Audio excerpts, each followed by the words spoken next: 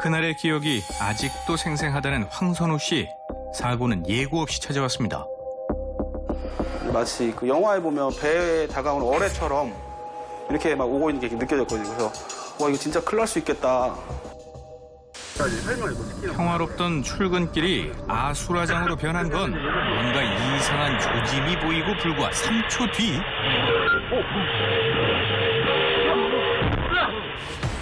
피할 새도 없이 마주한 묵직하고 불길한 쇳덩이. 그 정체는 가스통이었습니다. 너무 순식간이었고 혹시 가연성 가스일까 봐 시동 잽싸게 끄고 차 안에서 대기를 하고 있었어요. 가만히. 길이 2m, 무게 40kg의 가스통이 아스팔트에 불꽃이 일 만큼 빠르게 날아온 상황. 폭발하는 순간 대형 재난을 피할 수 없는데요. 눈앞에 가스 새고 있는 게 보이는데 제발 그때 속으로 터지지 마라, 터지지 마라, 터지지 마라 막 그랬었는데 꼼짝없이 차 안에서 가스가 다 빠져나가기를 기다렸답니다. 내려서 이렇게 싹 가서 봤더니 N2라고 써져 있는 너무 반갑더라고요. 진짜로. 아, 진짜 천만 다행이다. 차량을 덮친 가스통의 정체는 불연성 가스인 질소였습니다. 불에 타지 않는 성질 때문에 폭발 위험이 적다는데요. 다만 질소를 감싸고 있는 통이 도로 위로 떨어지면서 깨졌고 압력이 세면서 제보자 차량까지 날아온 겁니다. 이제 곡선형 구간이니까 그쪽 돌다가 한쪽으로 쏠리니까 그 밴딩이 견디지 못하고 틀어져가지고 우르르 쏟아내린 걸 거예요. 알고 보니 전방 50m 앞에 화물차에서 떨어진 적재물이었습니다. 질소가스통 59개를 줄 하나로 묶고 운반한 결과는 참혹한데요. 현재 화물차 운전자는 적재물 추락 방지 의무 위반 혐의로 엄중한 처벌을 기다리고 있습니다. 아무래도 무겁고 위험한 걸 싣고 가는 거니까 차에도 고정장치라든가 이런 것들을 좀 더 2중, 3중으로 하시고 그리고 조금 천천히 가셨으면 좋을 것 같아요. 황당한 적재물 사고를 겪었다는 또 다른 제보자의 블랙박스 영상입니다. 뭔가가 차량 하부를 가격하는데요. 곧바로 지진이라도 난 듯 차체가 흔들리는 바람에 결국 차를 멈추어 세울 수밖에 없었습니다.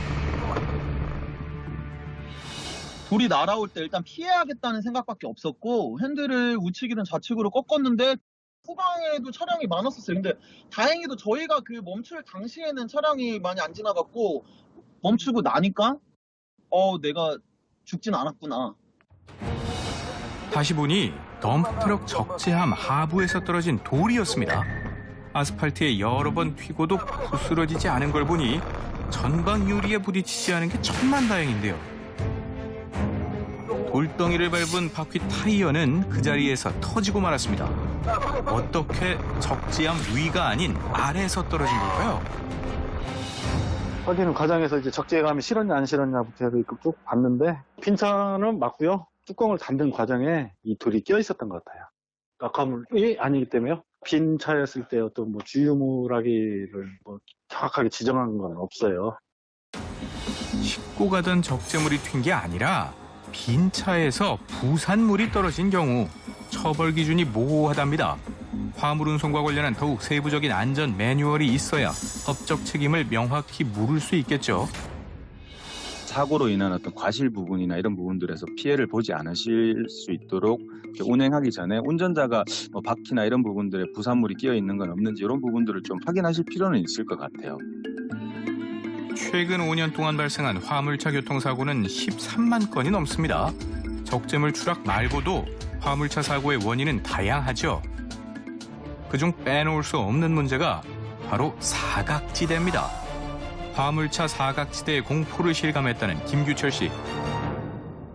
갑자기 뒤에서 막 쇠붙이 찌그러지는 소리가 들리는 거예요. 어린이나 노인이었으면 큰일 날 뻔했죠. 제보자 차량의 후방 블랙박스 영상입니다. 한참 전부터 한 덤프트럭이 바짝부터 따라왔다는데요. 우회전을 위해 잠깐 정차한 사이 자전거를 탄 사람이 지나갑니다. 오, 정말 큰일 날 뻔했습니다. 제가 밟자마자 덤프트럭도 바로 출발을 같이 한 거죠. 거의 동시에 했다고 보시면 돼요. 저는 깔리는 줄 알았거든요, 순간. 깔리기 직전에 그래도 클락션이라도 울려야 되겠다는 생각에 이제 손을 클락션까지 올렸다가 재빨리 또 일어나가지고 옆으로 도망가는 게 보이더라고요. 그래서 다행히 그냥. 횡단보도 조금 남아있는 그런 공간에 쑥 지나간 건데 큰 트럭 같은 경우는 아무리 횡단보도라고 하더라도 좀 멀리 지나가야 되겠구나, 보행자들은. 제보자 차량과의 안전거리는커녕 횡단보도까지 침범한 덤프트럭. 신호등 없는 횡단보도에서 더욱 주의를 기울여야 하는데도 말이죠. 다행히 인명피해는 없었지만 자전거는 부서지고 말았는데요. 이 덤프트럭 운전자는 코앞에 사람을 전혀 보지 못한 듯합니다. 화물차 사각지대가 얼마나 위험한 곳인지 운전자 입장에서 확인해봤습니다. 운송업 20년 차라는 노원영 기사. 올바른 자세로 운전에 임하는데요. 지금 그의 눈앞은 어떤 상황일까요? 지금 앞에 네. 어떤 게 좀 보이시나요? 뭐가 지나갔나요, 지금? 아무것도 안 보이는데요? 바로 앞에 마네킹이 서 있어도 운전석에서 보이지 않을 정도로 전방 사각 범위가 아주 넓은 겁니다. 차량을 꽤 후진한 후에야 마네킹이 시야에 들어오는데요. 운전석이 높아서 오히려 등잔 밑이 어두운 거죠. 조수석 문 바로 옆과 적재함이 있는 후방 역시 화물차의 큰 사각지대입니다. 시야를 대신하는 카메라가 없는 한 볼 수 없는 영역도 존재한다는데요. 사각지대 사고를 최소화하기 위해서는 좀 더 운전자하고 눈맞춤할 수 있는 거리를 둔 상태에서 이동하는 것이 시간적, 공간적 안전공간을 확보할 수 있는 거죠. 화물차 주변을 걸을 때는 운전자가 나를 보지 못할 수 있다는 사실을 늘 기억해야 합니다. 운전자도 항상 차량을 점검해야겠죠. 모두가 도로 위 질서를 지킬 때 비로소 안전이 확보된다는 점 꼭 명심해야겠습니다.